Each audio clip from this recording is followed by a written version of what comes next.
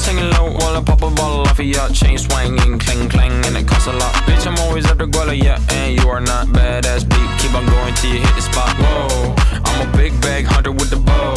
She got a big bed, number drop it low. Mama called me and she happy with the grow. Never ever fall for a party that's a no. Just pop the Kenny about a million options. So just talking to stop doing agreement. I rock arenas, bringing the peace. I'm bumping that park in the car, pretending I got all the eyes on me. Got a bad baby and she's independent. Too many people older than me, they're seeking attention. When they want me about the goofies, man, I should've listened. And the smell of the money, my strangest addiction.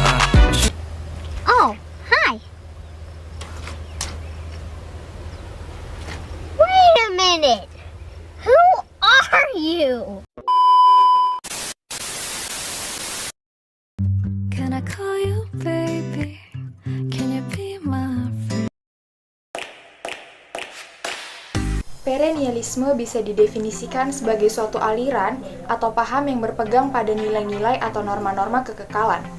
Perennialisme memandang pendidikan sebagai suatu jalan kembali atau proses mengembalikan masyarakat sekarang seperti dalam kebudayaan ideal. Pendapat para ahli mengenai aliran perennialisme.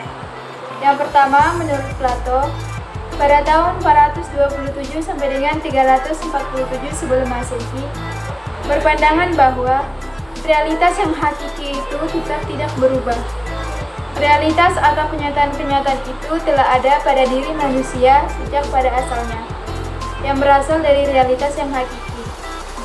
Yang kedua, menurut Aristoteles, pada tahun 384 sampai dengan 322 sebelum Masehi. Menurutnya, manusia adalah makhluk materi dan rohani sekaligus. Sebagai materi, ia menyadari bahwa manusia dalam hidupnya berada dalam kondisi alam, materi, dan sosial. Sebagai makhluk rohani, manusia sadar ia akan menuju lorses yang lebih tinggi dan menuju pada manusia ideal dari manusia sempurna. Contoh penerapan perennialisme dalam pendidikan adalah dengan berdirinya sekolah-sekolah berbasis agama seperti Muhammadiyah, sekolah Kristen, dan pondok pesantren.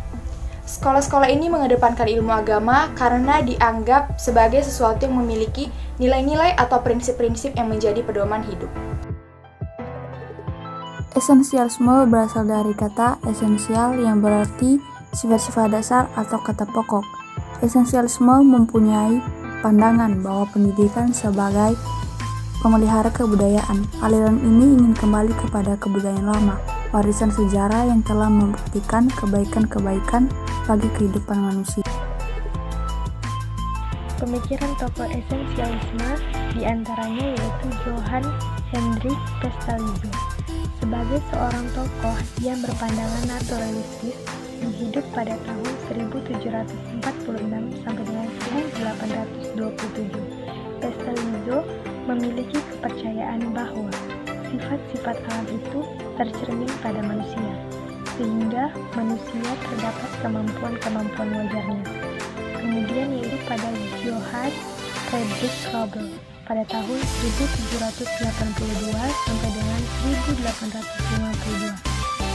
Sebagai tokoh yang berpandangan kosmik sintetis dengan yakinannya bahwa manusia adalah makhluk ciptaan Tuhan yang merupakan bagian dari alam itu, sehingga manusia tunduk dan mengikuti ketentuan-ketentuan hukum alam. Contohnya antara lain: 1. Orang tua menerapkan kedisiplinan terhadap anaknya. 2.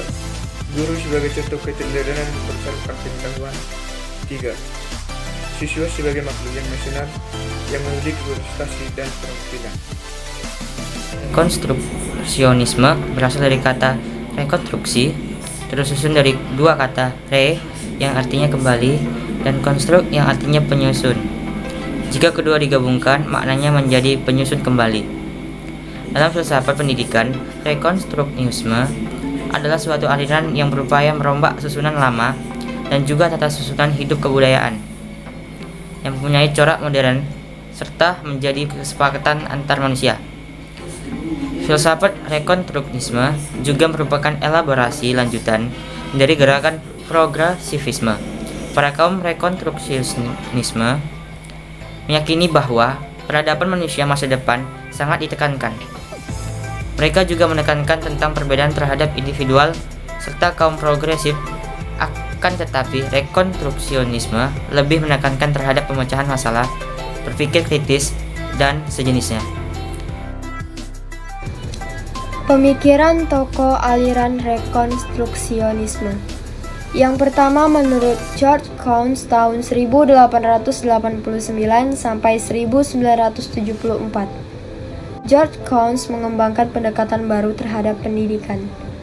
Pokok pikiran George Counts yaitu mengajak para pendidik untuk membuang mentalitas budak, agar berhati-hati dalam mengumpulkan kekuatan dan berjuang membentuk sebuah tatanan sosial baru yang didasarkan pada sistem ekonomi kolektif dan juga prinsip demokratis.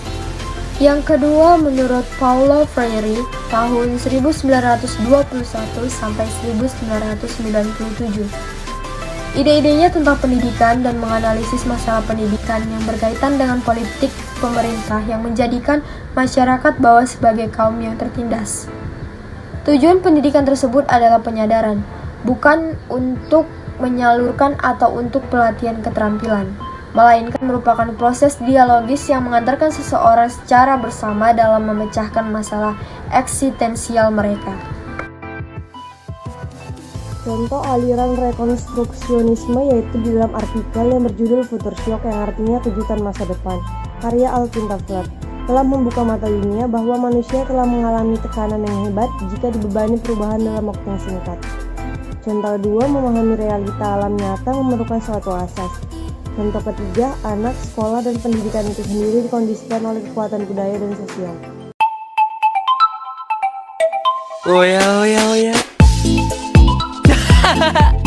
Mata 引っかかった